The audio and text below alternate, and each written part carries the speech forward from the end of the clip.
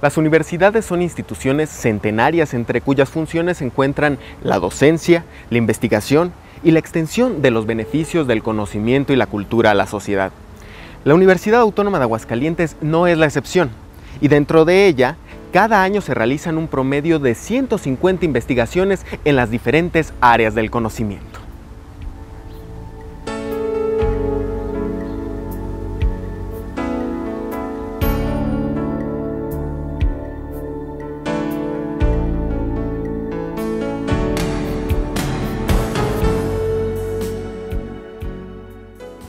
En el Laboratorio de Neurofisiología del Centro de Ciencias Básicas, el doctor José Luis Quintanar Estéfano tiene aproximadamente 25 años de trabajar en investigaciones relacionadas con el sistema nervioso central.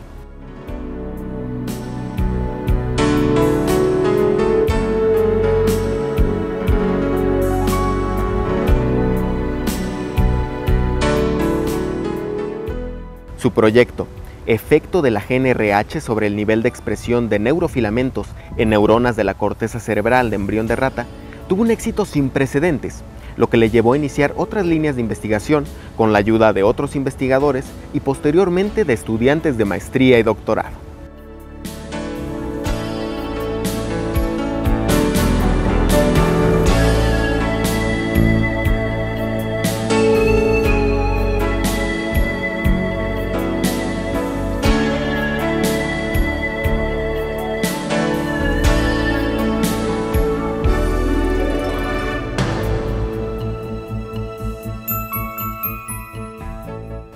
Curiosamente, ahora sí que por azar del destino, estábamos trabajando con una proteína estimuladora, que era una proteína que produce el sistema nervioso, una neurohormona, y que esta neurohormona ya estaba establecido que tiene participación en la reproducción, ya está muy bien definido, se llama hormona liberadora de gonadotrofinas, y esta tiene que ver directamente sobre la estimulación de la glándula pituitaria o la hipófisis.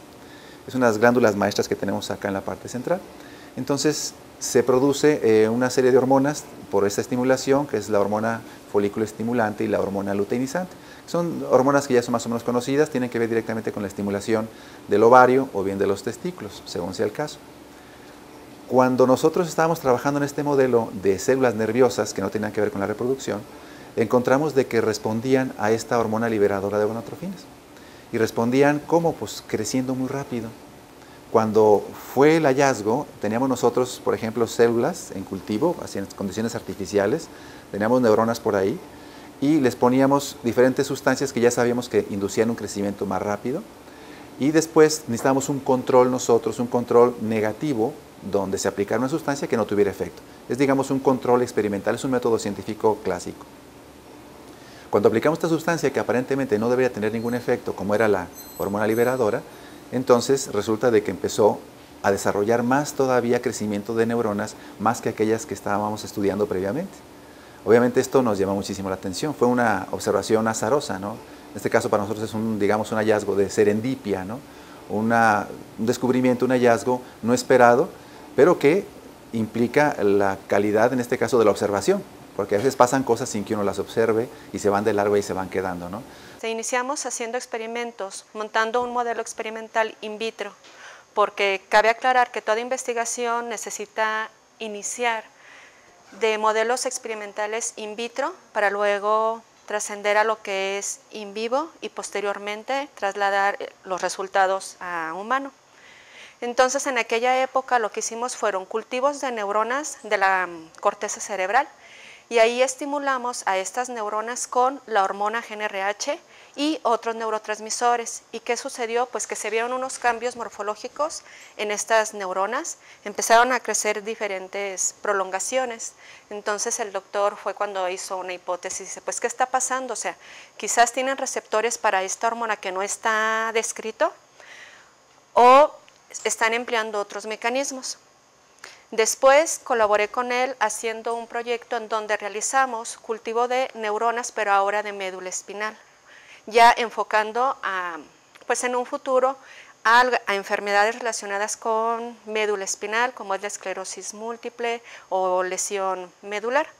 Entonces ahí lo que vimos fue que si cuantificábamos una proteína que está envolviendo a los axones y que es la que se encarga de transmitir los impulsos eléctricos, sí se modificaba al estimularlo con la hormona GnRH y sí, efectivamente, esta proteína se llama proteína básica de la mielina y se modificaba a las neuronas de la médula espinal a las cuales se le colocaba esta hormona, pues incrementaban la cantidad de proteína básica de la mielina.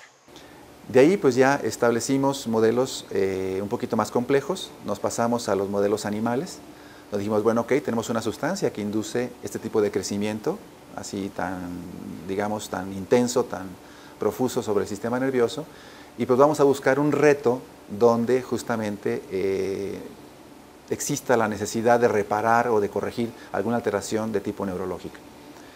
Para esto otra vez entramos al terreno de la suerte y de las condiciones ambientales que favorecen algo, ¿no? El vecino laboratorio tenían un modelo de esclerosis múltiple que se llama encefalomielitis experimental autoinmune. Es, digamos, la representación para en seres humanos de lo que sería una esclerosis. La esclerosis tiene una sintomatología muy específica, aunque es compleja de diagnosticar adecuadamente, pero que en el caso de los animalitos experimentalmente es muy fácil de entender. Existen flacidez muscular, pérdida de control de la vejiga de los esfínteres urinarios, obviamente problemas de sensibilidad, y que es una reproducción muy parecida a lo que sería en las personas, no en pacientes. Entonces empezamos a investigar, como aquí en este caso la esclerosis o la encefalomielitis es un ataque del sistema inmunológico malamente dirigido contra las propias células nerviosas. Entonces, las células nerviosas tienen por ahí unas protecciones, unos sistemas de aislamiento para modificar la velocidad de la conducción de los impulsos, que se le llaman vainas de mielina. Uno de los objetivos del sistema inmune anómalo es que empieza a atacar estas vainas. Entonces, se empieza a desnudar prácticamente la neurona, pierde la calidad de la conducción e inclusive las propias neuronas empiezan a morirse. Este es, digamos, lo que ocurre. La pregunta es, ¿qué la induce? ¿Qué la genera? ¿Quién es el motivador para que se produzca este fenómeno? Es desconocido, no se sabe. O sea, lo que es esclerosis múltiple no está definido exactamente su origen, ¿no? ¿Qué es lo que está causándola? Sin embargo, las manifestaciones sí. Entonces nosotros, en nuestras condiciones laborales, dijimos, bueno, tenemos un modelo de recuperación neurológica. En este caso, la esclerosis es un ataque al sistema nervioso. Pues vamos a ver si efectivamente funciona algo por el estilo. Encontró también por azar que la hormona liberadora de gonadotrofinas, la GnRH, tiene un efecto neurotrófico en el cual las neuronas en cultivo expresan una gran cantidad de filamentos y de estructuras morfológicas que no se ven con otras sustancias. Entonces, si lo que estamos viendo acá es que se degenera el sistema nervioso por efecto de la enfermedad autoinmune, entonces, ¿qué pasaría si se combina un tratamiento de la GnRH en tratar de restablecer las neuronas que se han dañado durante la enfermedad inmunológica, durante la esclerosis múltiple? Entonces, pues ese fue el inicio donde se hizo esta administración del GnRH en animales con encefalomielitis y se encontró que en realidad entonces se mejora las lesiones que ocurren en estos animales por efecto de la respuesta inmunológica. Entonces ellos vieron que los axones mejoraban, que el diámetro mejoraba, la funcionalidad del sistema nervioso era cada vez mejor.